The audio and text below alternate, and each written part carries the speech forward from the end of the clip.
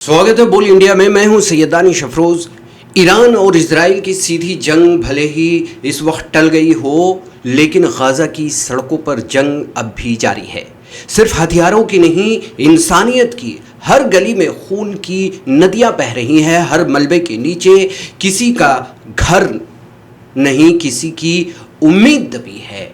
मासूमों की सिसकियां निकल रही हैं। आसमान में इजरायली जेट अब भी मौत के परिंदे बनकर मंडरा रहे हैं। इसी बीच नेतन्याहू कह रहे हैं कि इजराइल अस्थायी युद्ध विराम को तैयार है, लेकिन एक शर्त के साथ। शर्त यह है कि हमास पूरी तरह से हथियार डाल दे, गाजा पर से अपना नियंत्रण हटा ले। यानी जो संगठन अब तक मजलूम फिलिस्तीनी मुसलमानों की आखिरी ढाल बना रहा, वो भी घुटने टेक दे। ये सिर्फ शांति की पेशकश नहीं, एक रणनीतिक चाल है, जहां एक तरफ सीज फायर की बात तो है, दूसरी तरफ गाजा पर कब्जा करने की नापाक और गंदी कोशिश है।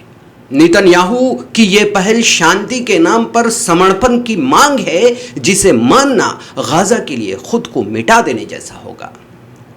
दरअसल इजराइल की असली मंशा अपने बंधकों की रिहाई भर नहीं है, वो इस मुद्दे को एक रणनीतिक हथियार की तरह इस्तेमाल कर रहा है। 60 दिन की अस्थायी शांति का पहला पड़ाव बंधकों की वापसी है, लेकिन असली खेल इससे कहीं बड़ा है। सवाल ये नहीं है कि क्या बंधकों के नाम पर हो रही बातचीत निष्पक्ष है, या फिर ये एक चाल है, एक साजिश है, ताकि इजराइल को सैन्य बढ़त मिल जाए और हमास को पूरी तरह कुचलने का रास्ता साफ हो जाए और गाजा पर कब्जा कर लिया जाए। जबकि ज़मीनी हकीकत यह है कि गाजा में जितने बंधक हैं, उनसे कहीं ज़्यादा तादाद उन मासूमों की है जो हर रोज़ मारे जा रहे हैं, बमों के नीचे दबकर, भूख से तड़पकर और बेघर होकर।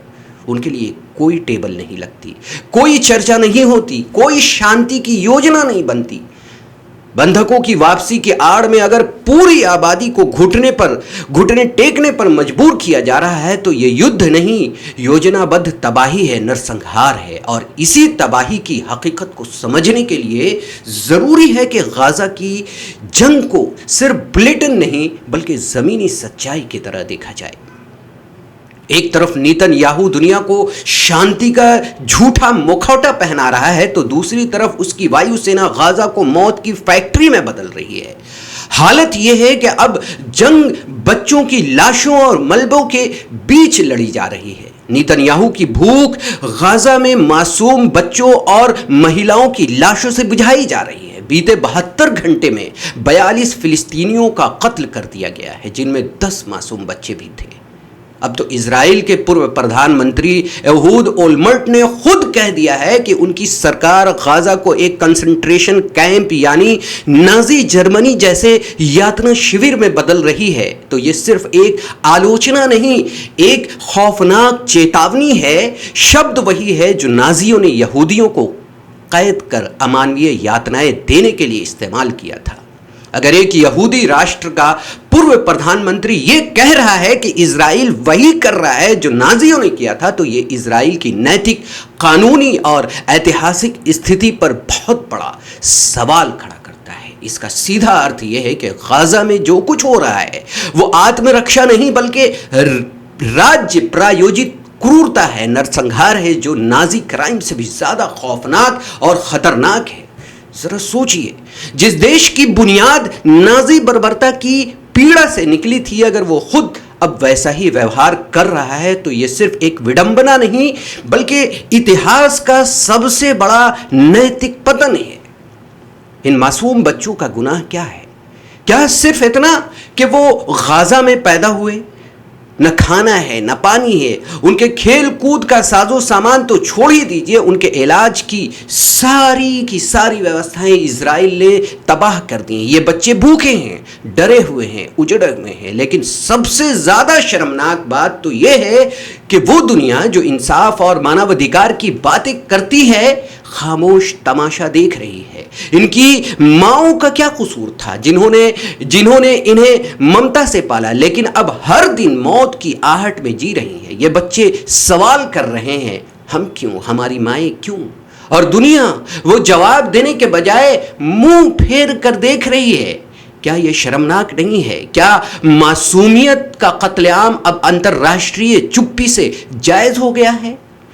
इजराइल कहता है कि वो हमास को निशाना बना रहा है, लेकिन सच्चाई ये है कि बमों की बारिश में सबसे ज्यादा लाशें औरतें और बच्चों की गिर रही हैं। 40% से ज्यादा मौतें उन्हीं की हैं। हमास की आड़ में पूरा गाजा खंडहर में तब्दील कर दिया गया है। हर गली मातम में डूबी है, हर कोना कब्रिस्तान बन चुका है। अस्पतालों के बाहर लाशें भी हैं और बीमारों की कतारें भी। डॉक्टर कम है, दवाइयां खत्म है, बिजली नदारद है। जिनके पास कभी छत थी अब वो टेंट में है, और जिनके पास टेंट भी नहीं वो अब खुले आसमान के तले भूख, गर्मी और डर के साथ जी रहे हैं। संयुक्त राष्ट्र तक कह रहा है कि गाजा की 90% आबादी बेघर हो चुकी है। 5 लाख से ज्यादा लोग भूखमरी के कगार पर हैं और बच्चों में कुपोषण 146% तक बढ़ चुका है। सवाल यह है कि क्या यही वो सुरक्षा अभियान है जिसकी आड़ में इजराइल गाजा को मिटा देने पर तुला हुआ है? गाजा में अब कब्रिस्तान सिर्फ मौत की मंजिल नहीं, जिंदगी की मजबूरी बन गया है। माने बमों ने घर छीने, भूख ने शिविर, और अब लोग अपनों की कब्रों के बीच जीने को मजबूर है।